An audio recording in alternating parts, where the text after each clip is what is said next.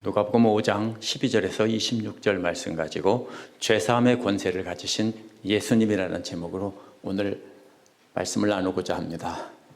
지난주 말씀은 예수님의 능력을 보고 몰려든 사람들이 게네사렛 호숫가에 모여서 떠미는 장면이었습니다. 사람들이 너무 많으니까 바닷가에 서 있을 수가 없어서 작은 배 한 척을 띄워놓고 그 위에서 가르치시다가 밤새 헛그물질하고 돌아온 베드로 일행에게 깊은 곳에 그물을 던지라고 했습니다.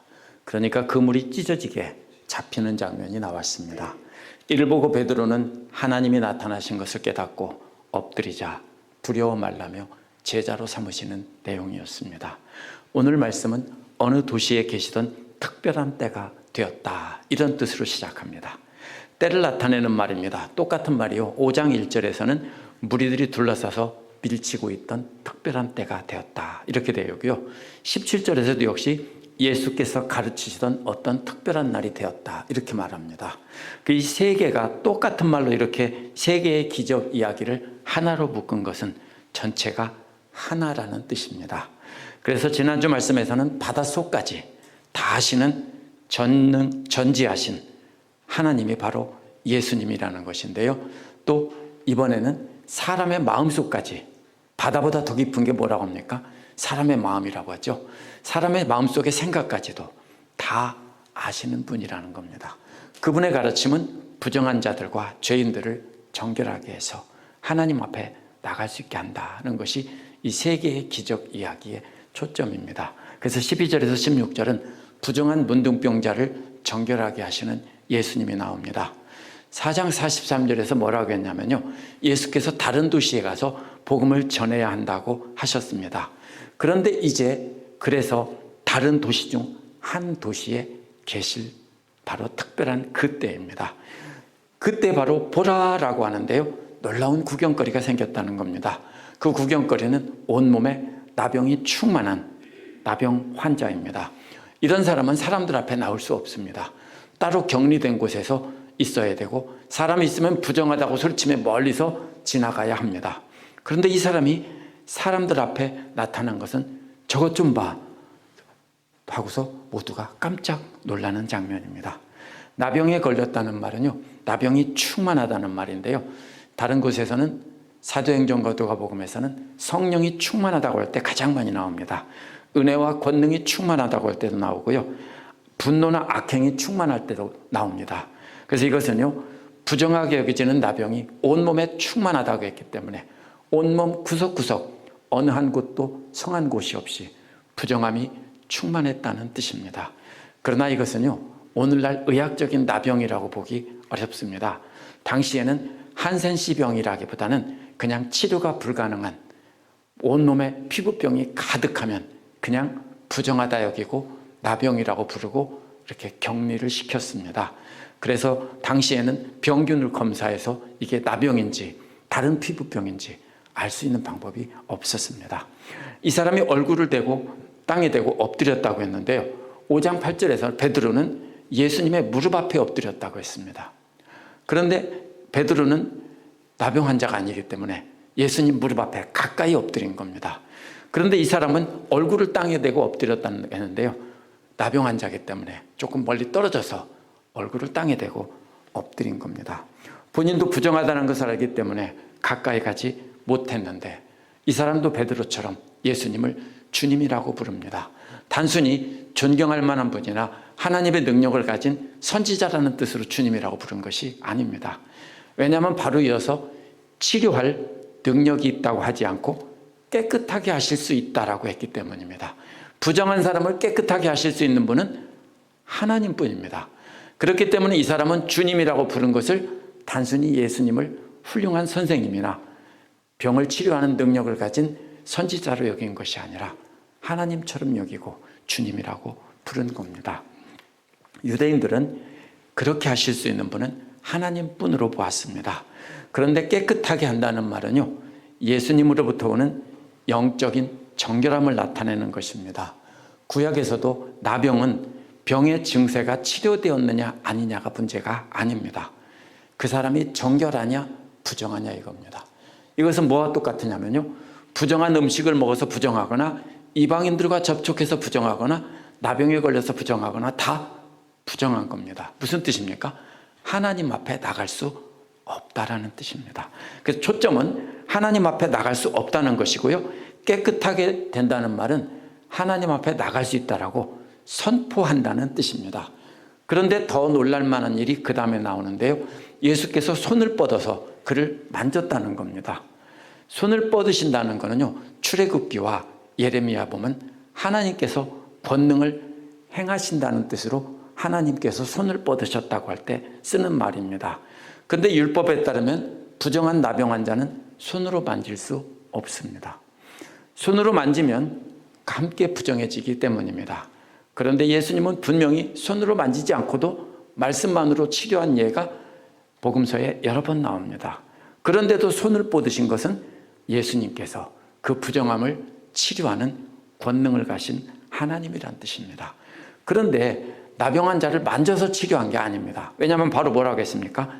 내가 원하노니 깨끗함을 받아라 하고 말씀하시니까 그때 나병이 그로부터 멀리 떠나갔다라고 했기 때문입니다. 말씀으로 치료한 것이지 만짐으로 치료한 게 아닙니다. 손을 뻗으신 것은 본인이 하나님이시다. 이 부정함을 깨끗하게 하실 수 있는 하나님이시다라는 것을 나타낸 말입니다. 그래서 예수께서 이 사람을 만진 것은 또 하나의 뜻이 있는데요.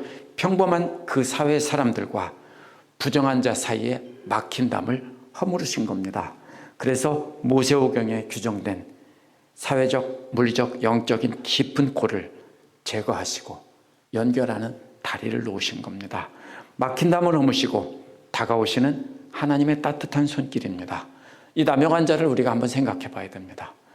누가 만지려고 했을까요? 오늘날 장갑 끼고도 지금 만지라고 하면 만지기 싫을 겁니다. 그렇죠? 그렇기 때문에 이 사람은요, 아무도 만지지 않았습니다. 가까이 오지도 않았고 사랑하는 아내나 가족들조차도 가까이 오지도 않고 만지지도 않았습니다. 마음이 어땠을까요? 사람의 따뜻한 손길이 그리웠을 겁니다. 누군가가 악수도 해주고 포옹해주고 손을 잡아주는 것을 정말로 그리워했을 겁니다. 그때 아프지 않았을 때 그때를 정말로 그리워했을 겁니다. 그럴 때 예수님께서 따뜻한 손을 내밀어서 만져주신 겁니다. 그에게 명령합니다. 그렇게 해서 예수님은요, 그 사람의 마음의 상처도 역시 치료해 주신 겁니다.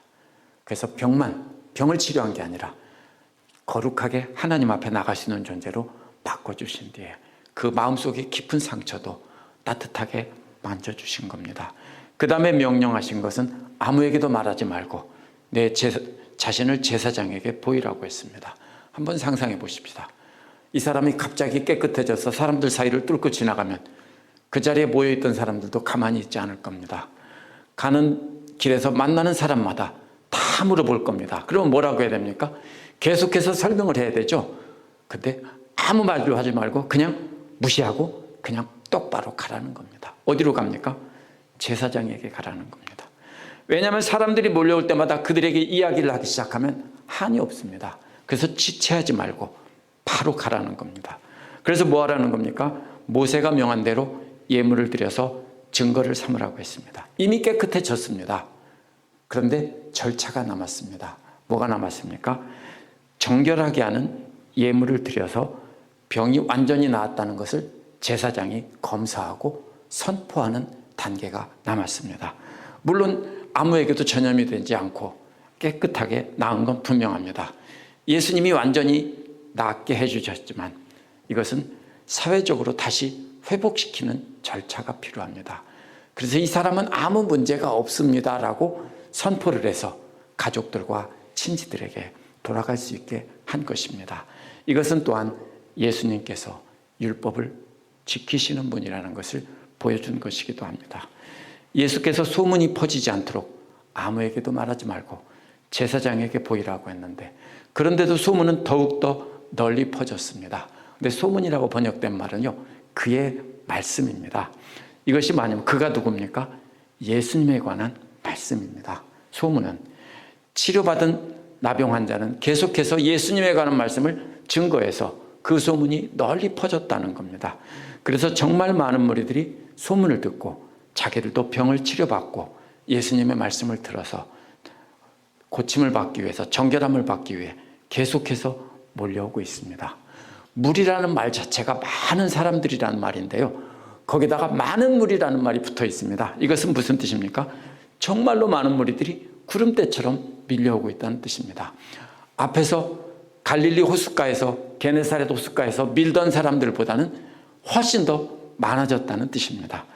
많은 무리들이 치료받고자 왔지만 예수님께서는 그러나 외딴 곳으로 가셔서 기도하셨다고 했습니다. 여기서 물러나 계셨다는 말은요, 그 뜻은 계속해서 물러나 계셨다는 말인데요, 오랫동안 계속해서 광야에 조용한 곳에 계셨다는 뜻이 아닙니다. 습관적으로 반복해서 사람들이 몰려들면 광야로 나가서 기도하시다가 또 다시 돌아오고, 또 광야로 나가서 기도하시고 돌아오고, 이렇게 습관적으로 반복하셨다는 뜻입니다. 무엇을 위해서 기도했을까요? 4장 42절에 보면 사람들은 예수님을 자기들에게만 붙잡아 두고 자기들만 치료해달라고 하려고 했습니다. 그런데 이제 훨씬 더 많은 사람들이 몰려들어서 환호를 하고 있습니다. 오늘날 BTS가 나타난다고 해도, 이곳에 나타난다고 해도 그 정도 인기를 얻기는 어려울 것입니다. BTS는 좋아하는 사람만 모이지만 이 상황은 아픈 사람이나 아니면 아픈 사람의 가족들이기 때문에 걸리지 않는 사람이 하나도 없습니다.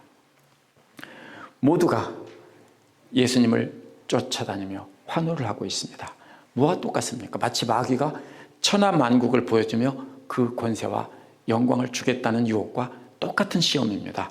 그래서 예수님은 그때마다 습관적으로 외딴 곳에 나가서 하나님의 사명만 감당하게 해달라고 기도하시고 돌아오신 겁니다. 그래서 이것이 바로 예수님 공적인 사역 뒤에 숨겨진 하나님의 능력의 근원입니다. 예수님은 사람들에게 높임을 받을 때마다 습관적으로 자기를 낮추기 위해서 광야에 나가서 기도하며 하나님의 음성을 듣고 하나님의 뜻에 복종하고 돌아오신 겁니다. 이것이 바로 우리가 예수님께 배워야 될 것입니다. 예수님은 하나님의 말씀의 참뜻을 가르치시고 하나님 말씀의 능력을 눈으로 볼 수 있게 보여주신 것이 바로 예수님의 치유와 기적의 의미입니다. 예수님의 사역의 초점은 항상 가르침입니다.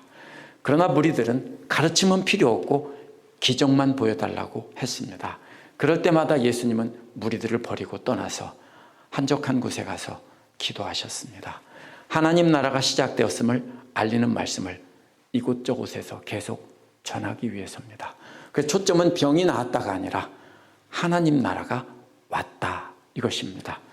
17절에서 21절은요, 죄인의 죄사함을 선포하신 예수님이 나옵니다. 17절도 5장 1절과 12절과 똑같이 어떤 특별한 때가 되었다, 이렇게 시작합니다. 세 가지 기적을 하나로 연결해서 예수님이 바닷속이나 그보다 더 깊은 사람들의 마음속까지 다 아시는 분이라고 아까 말씀드렸습니다. 그분이 부정한 죄인들을 하나님 앞에 나갈 수 있게 해주신다는 겁니다. 그런데 바로 그 어느 날 회당에서 예수님이 계속 가르치고 있었을 때, 예수님께서 회당이라는 말이 없죠. 네, 죄송합니다. 계속해서 가르치고 있는데 그 자리에 바로 누가 있냐면 바리새파와 율법교사들이 계속 앉아 있었다고 했습니다. 그런데 예수께서는 계속 가르치시고 그들이 배우러 온 것이 아닙니다. 왜냐하면 그들은 스스로 최고의 율법교사라고 생각하고 있기 때문에 당신이 잘 가르치는지 못 가르치는지 내가 좀 검사 좀 해봐야 되겠어, 이런 태도로 앉아있는 사람들입니다. 계속 감시하고 있었습니다. 그런데 이들은 갈릴리뿐 아니라 유다와 예루살렘에서 왔다는 겁니다. 그래서 이 말이 사실 믿을 수가 없는 말입니다. 왜냐하면 이제 막 사역이 시작됐는데 벌써 멀리 있는 예루살렘과 유다에서 다 몰려왔다는 것은 과장이다, 이렇게 봅니다. 하지만 여기서는 두가는 절대로 그렇게 과장으로 보지 않습니다.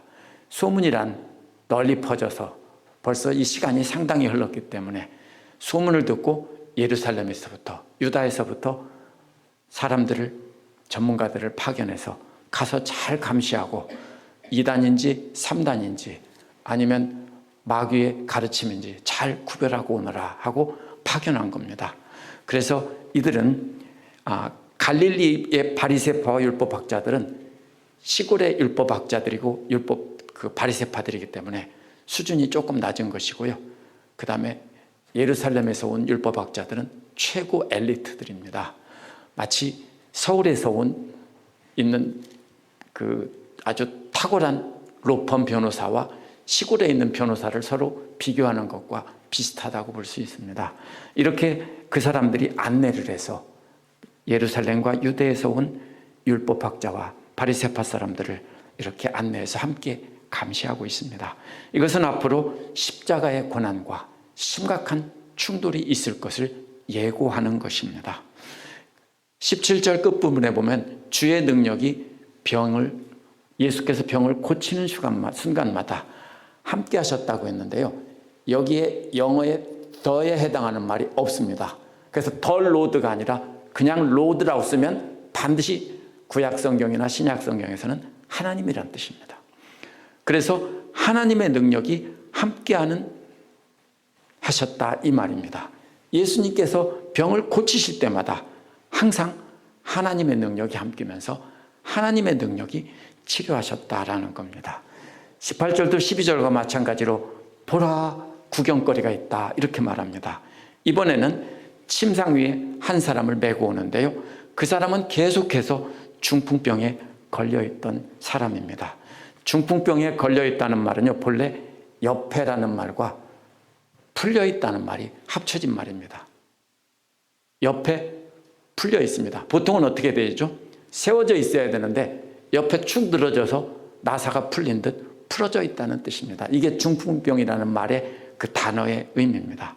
이 사람은 관절 마디마디가 다 풀려서 힘이 없기 때문에 그냥 나사가 풀린 것처럼 옆에 축 늘어져서 사람들이 운반하고 있다는 것입니다. 그런데 이것은 마치 기계로 보면 이런 겁니다.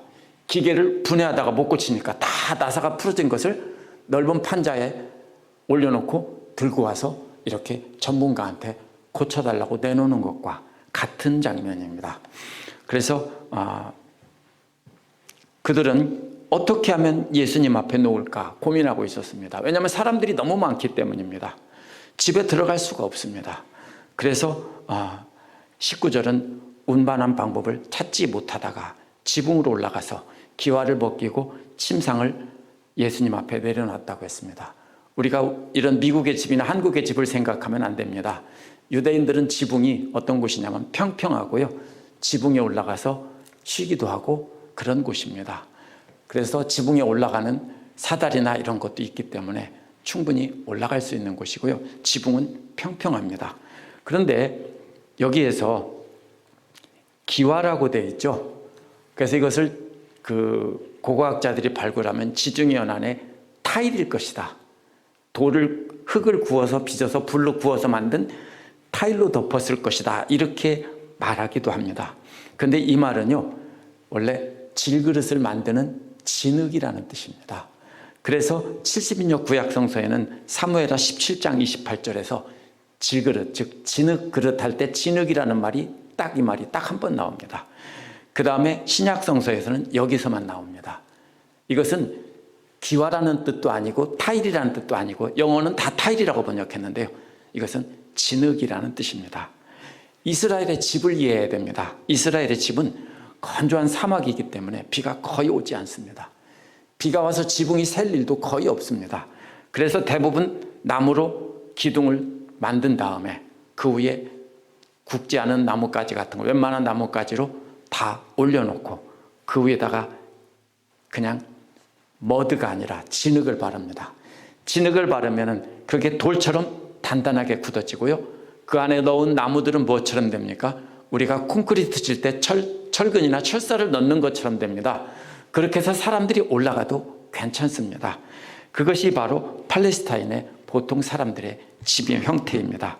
그래서 물론 거기다가 돈 있는 사람들은 진흙을 바르고 거기다가 불에 구운 타일을 또 깔았을지도 모릅니다. 하지만 여기서 중요한 것은 그것이 아닙니다. 이것은 그 사람들의 집이 이렇게 생겼기 때문에 쉽게 뜯어낼 수 있습니다. 왜냐하면 갈라지기도 쉽고 그렇죠. 그러면 갈라진 곳 한 곳 뜯어내면 그리고 쉽게 지붕을 열 수 있습니다. 그래서 예수께서는 저희 이런 이렇게 행동한 저희의 믿음을 보시고 말씀하시되 이 사람아 너의 죄 용서함을 받았다고 했습니다. 병이 났다고 안 했습니다. 죄 용서함을 받았다는 겁니다. 이것은 완전한 구원을 뜻합니다. 당시 사람들은 병이란 죄에서 온 것이라고 생각했기 때문입니다. 육신의 질병이 치료되었고 이제 하나님 앞에 나갈 수 있게 되었다. 앞에서 문둥병자가 하나님 앞에 나갈 수 있는 정결하게 된 깨끗함을 받은 것과 똑같이 여기서 죄 용서함 받았다는 것도 역시 똑같이 하나님 앞에 나갈 수 있게 되었다, 이 뜻입니다. 그래서 이제는 하나님을 경배할 수 있는 그러한 하나님의 백성이 되었다는 뜻입니다. 그래서 21절에서 율법학자와 바리새파 사람들은 토론하기 시작합니다. 이 사람이 누구기 때문에 하나님을 모독하는 말을 하는가? 하나님 한 분 말고 누가 죄를 용서할 수 있는가? 라고 했는데 마가는 마음속으로 이렇게 말했는데 누가는 마음속으로라는 말을 안 했습니다. 그래서 사람들이 토론하기 시작해서 소리내서 그래서 그걸 듣고 예수님이 알았다 이렇게 말하는데요. 그럴 수 없습니다. 왜냐하면 뒤에 보면 나옵니다. 뒤에 보면 분명히 예수님께서 아시고라고 했기 때문입니다. 예수께서는 친구들의 믿음을 보시고 병자의 죄를 용서해 주셨습니다. 이상하죠? 병자를 보고 병자를 용서해 줘야 되는데 친구들의 믿음을 보고 병자를 용서해 줬습니다. 강조된 것은 친구들의 믿음입니다. 나사가 풀려 뼈마디마디가 다 분리된 것과 같은 그런 사람을 친구들이 데려왔습니다. 무리 때문에 나갈 수 없자 친구들은 지붕을 뜯고 예수님을 달아내렸습니다. 무슨 뜻입니까? 친구들은 예수님 앞에만 가면 이 사람은 구원받을 수 있다. 죄 용서함 받고 하나님 앞에 나갈 수 있는 존재가 된다라고 믿었습니다. 그래서 그 믿음을 보고 믿음대로 되라고 선포한 겁니다. 병자가 믿음이 있었던 것이 아닙니다. 여기서는 친구들의 믿음입니다. 또 하나의 강조점은요, 수많은 병자들을 계속해서 치료하고 있었습니다. 여기서 병자들에게 특별히 죄사함을 선포했습니다. 그런데 이것은 걸림돌이 될 만한 말입니다. 하나님 외에 죄를 용서할 수 있는 권한을 가진 사람은 아무도 없기 때문입니다. 그래서 누가가 강조하는 말은 뭐냐면요, 예수님이 바로 죄를 용서하는, 그래서 하나님 앞에 나갈 수 있게 하는 하나님이시다, 이렇게 말하고 있는 겁니다. 22절에서 26절에는 그 죄사함의 권세에 대해서 토론하는 장면이 나오는데요, 생각이나 의논이라고 번역된 말은요, 불평을 한다는 뜻으로 쓰였습니다. 예수님이 알아들을 수 없도록 속으로 중얼거렸거나 아니면 자기들끼리 귓속말로 중얼거렸다는 뜻입니다. 하지만 예수께서는 아신다고 했는데 그것은 예언적인 능력, 하나님께서 아신다는 그런 말입니다. 그래서 그들의 마음을 읽는 능력입니다. 그래서 너희들이 마음 안에서 무엇을 의논하냐고 말씀하셨기 때문에 분명히 예수께서는 그 말을 듣고 안 것이 아니라 그들의 마음속의 생각을 아신 겁니다. 그래서 누가가 말하는 것은 앞에선 깊은 바닷속에 있는 물고기도 아시는 하나님께서 이번에는 그보다 더 깊은 사람들의 마음속까지도 다 아신다, 이렇게 비유로 전하고 있는 것입니다.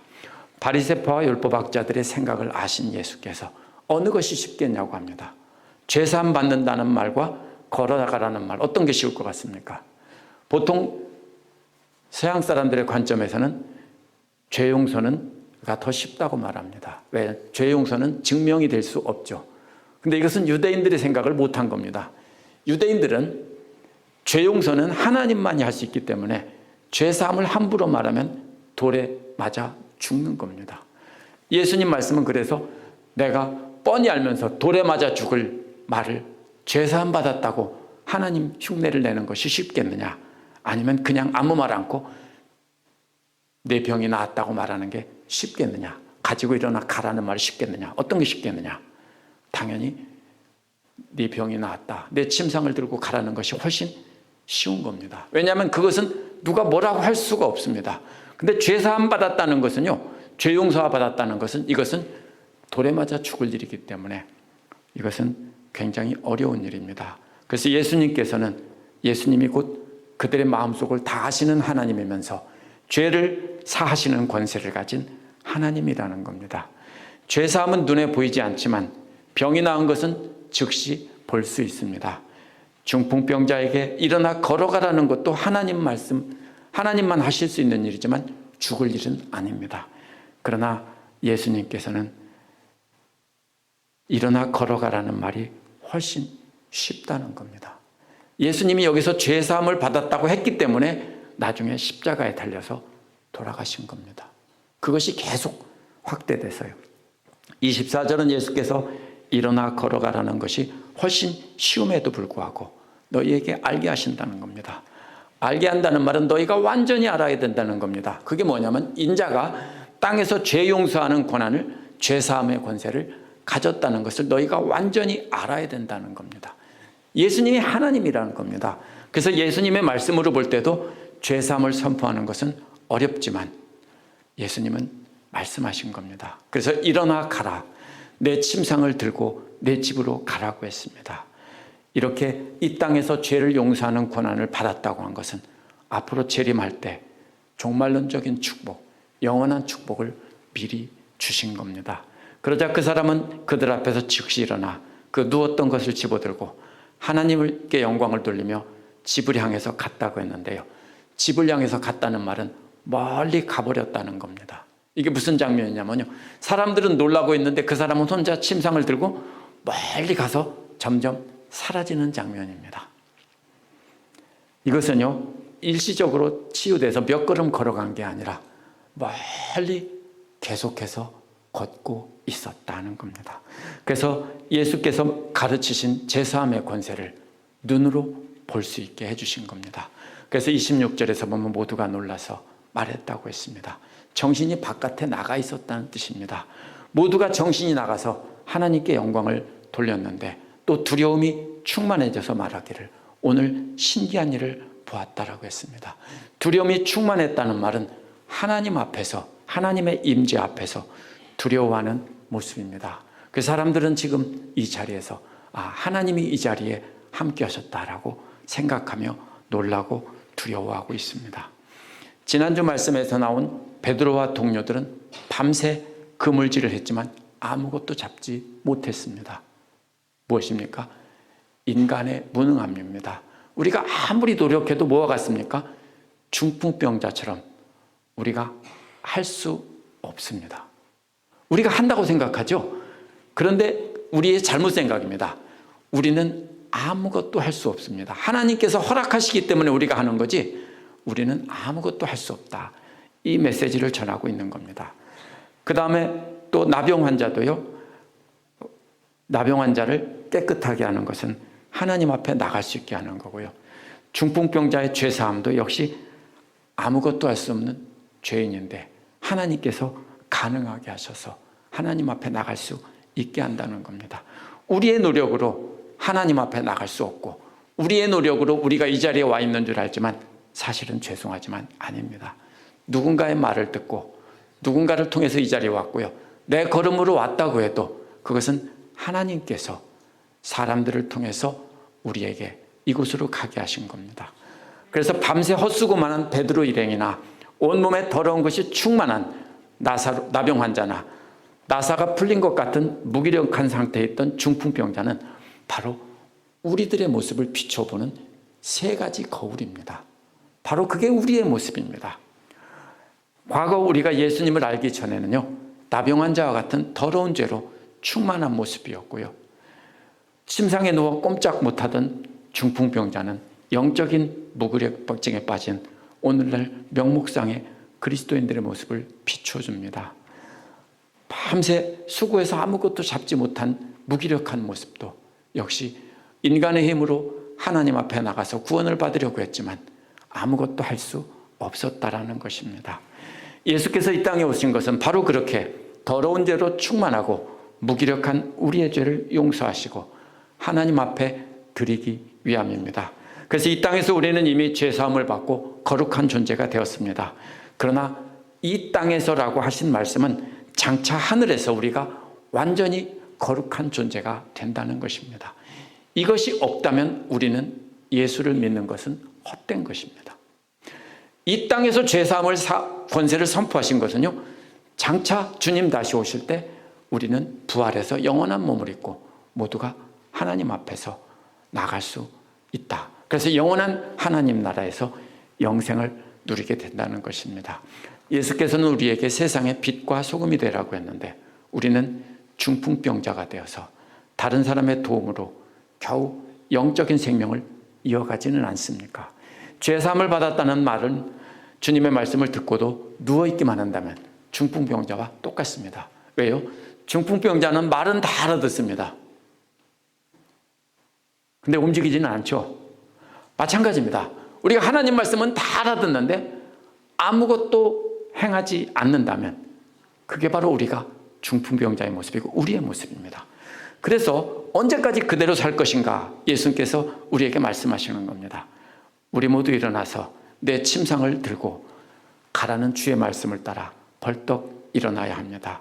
그래서 우리도 고통당하는 자들을 돌아보고 위로하는 사는 능력 있는 그리스도인들이 되어야 하고 말씀을 실천하는 그리스도인들이 되어야 합니다. 아직도 중풍병자 같은 상태에서 내 생각만 하고 주님의 명령을 따라 아무것도 하지 못하며 있다면 먼저 우리 자신을 진단해 봐야 됩니다. 아직도 세상 사람들처럼 자신의 죄는 보지 못하고 남의 죄만 비난하고 있다면 베드로처럼 먼저 나는 죄인입니다라고 고백하는 것이 시작입니다. 그 다음에는 나병 환자처럼 죽을 각오로 돌에 맞아 죽을 각오로 예수님 앞에 나가는 겁니다. 주님 앞에 나가라는 말은 예수님 말씀 앞으로 나가라는 겁니다. 말씀이 선포되는 곳으로 나가고 주일 예배나 수요 예배나 성경 공부나 또 아침 묵상이나 이런 자리로 나와서 하나님의 말씀을 들으라는 겁니다. 주님의 말씀이 있는 곳으로 나가지 않으면 우리는 주님의 능력을 체험할 수 없습니다. 혼자서는 꼼짝도 할 수 없을 때, 그럴 때 우리가 함께 제자로 사는 사람들에게 도움을 청해서 그들과 함께 영적으로 무기력해진 우리들이 주님 앞으로 나가고 그리고 우리는 모두 내 침상을 들고 걸어가라는 주님의 죄사함의 권세를 체험하게 될 겁니다. 기도하겠습니다.